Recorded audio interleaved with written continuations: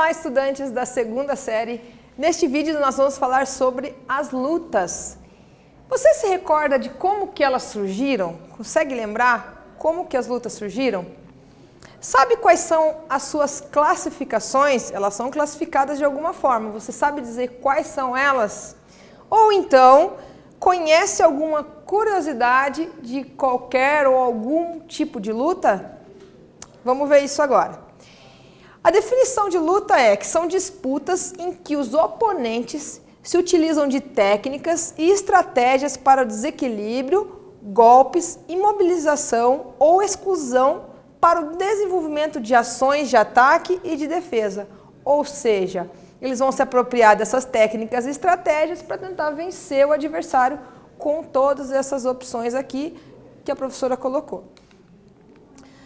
Sobre a história. Então, na história a gente encontra várias pinturas que já podem nos caracterizar que as lutas são muito antigas. Então, essa aqui é uma delas, pinturas rupestres de Seridó. Seridó é um lugar que fica aqui no Brasil, Rio Grande do Norte. Então, foram encontradas várias pinturas e uma delas se refere à luta. A gente pode ver aqui na imagem que caracteriza bem uma espécie de luta. Por volta de 3.000 anos antes de Cristo, a luta já existia na Babilônia, no Egito, na Índia e na China. É muito antigo. Também existiu no decorrer da história a luta grega, o pugilato, que é um tipo de luta em que eles utilizavam muitos socos, assim como o pancrário também, que está representado aqui nessa segunda imagem. E o pugilato, eles utilizavam umas ataduras nas mãos e algumas vezes uma placa de ferro. Então aconteciam muitas mortes por conta disso. E daí com a evolução veio o pancrário, com regras. A luta greco-romana, ela teve presente na primeira edição dos Jogos Olímpicos da Era Moderna, em 1896. A gente tem os Jogos Olímpicos da Antiguidade, aí teve uma pausa e depois voltaram com o Pierre de Coubertin os Jogos Olímpicos da Era Moderna. Então aqui a luta greco-romana, um exemplo de luta greco-romana. E trouxe também para vocês as lutas indígenas, Ruca-Ruca, que é uma luta tradicional para testar a força dos jovens índios. Muito tradicional no meio indígena, em que o objetivo também é derrubar o adversário de costas no chão e eles começam sempre ajoelhados. Aí a gente tem as classificações das lutas. Com relação à distância, a gente tem curta, média e longa. Na curta, o judô, o sumô e o jiu-jitsu, que são as lutas mais agarradas. Na média, o karatê, o taekwondo e o muay thai são aquelas que você fica um pouco mais afastado e vem próximo para desferir o golpe. E a longa, esgrima e kendo, que vai utilizar o florete, o sabre, ou no caso do kendo aqui, né, vai utilizar um bastão.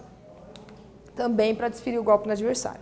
Outra classificação é com relação aos tipos de golpe, a gente tem de percussão e de domínio. Percussão é tocar o adversário com socos, chutes, joelhadas e cotoveladas, muay thai, karatê e taekwondo.